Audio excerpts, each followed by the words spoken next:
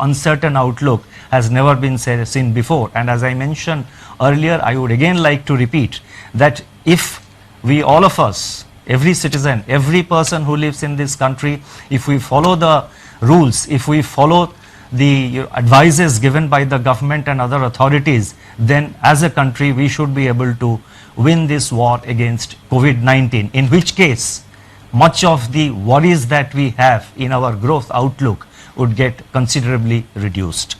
The MPC noted that macroeconomic risks both on the demand and supply side brought on by the pandemic could be severe. The need of the hour is to do whatever is necessary to shield the domestic economy from the pandemic.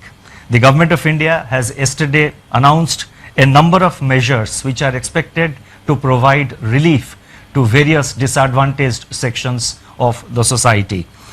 The MPC further noted that the Reserve Bank has taken several measures to inject substantial liquidity in the system. Nonetheless, the priority is to undertake strong and purposeful action in order to minimize the adverse macroeconomic impact of the pandemic. It also underscored the need for all stakeholders to fight against the pandemic. Banks and other financial institutions should do all that they can to keep the credit flowing to the economic agents which are facing financial stress on account of the isolation that the virus has imposed. Market participants should work with regulators like the Reserve Bank and the SEBI to ensure the orderly functioning of markets in their role of price discovery and financial intermediation. Strong fiscal measures are of course critical to deal with the situation. To summarize, COVID-19 stalks the global economy and the outlook is highly uncertain and of course negative. Several nations are battling its exponential contagion. Countries are shutting down to prevent being sucked into a kind of black hole. Authorities all over the world are mobilizing on a massive scale to fight an invisible assassin. India has locked down economic activity and financial markets are under severe stress. Finance is the lifeline of the economy. Keeping it flowing is the paramount objective of the Reserve Bank of India at this point of time. The time has therefore now come for the Reserve Bank to unleash an array of instruments from its arsenal to staunch and mitigate the impact of COVID-19, revive growth and above all preserve financial stability. The aggregate action and stance of MPC provides a befitting launching pad.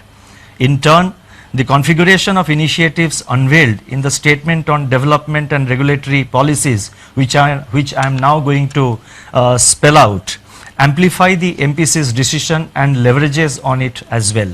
Accordingly, it is appropriate that the MPC's decision and the other actions which I am now going to elaborate upon should be regarded as a comprehensive package with force multipliers.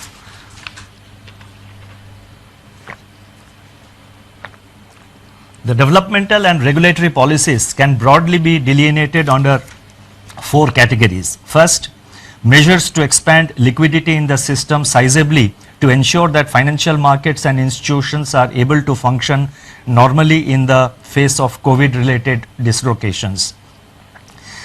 Two, steps to reinforce monetary transmission so that bank credit flows on easier terms are sustained to all those who have been affected by the pandemic. 3. Efforts to ease financial stress caused by COVID-19 disruptions by relaxing repayment pressures and improving access to working capital. And 4. Endeavor to improve the functioning of markets in view of the high volatility experienced with the onset and spread of the pandemic. I would announce them in broadly three sections. The first section relates to liquidity measures. A multi-pronged approach comprising both targeted and system-wide liquidity provision has been adopted to ensure that COVID-related liquidity constraints are eased. The first announcement relates to targeted long-term repo operations, TLTRO. Let me elaborate further. Large sell-offs in the domestic equity, bond and forex markets have intensified redemption pressures. Liquidity